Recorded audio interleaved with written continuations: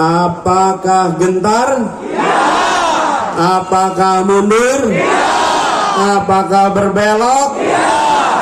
Saudara-saudara sekalian menyaksikan, inilah ciri seorang lahir Aceh, punya nyali, berani berhadapan dengan semua, tidak gentar menghadapi tantangan. Gambaran warga Aceh yang sesungguhnya. Tanah ini adalah tanah yang melahirkan pejuang. Tanah ini harum dengan darah para pejuang, harum dengan para syuhada yang telah membuat Aceh tersohor di lintas sejarah.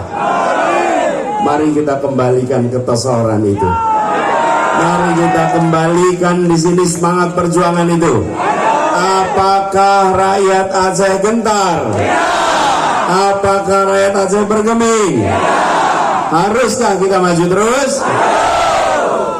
Artinya tantangan apapun yang ada di depan, insya Allah kita hadapi.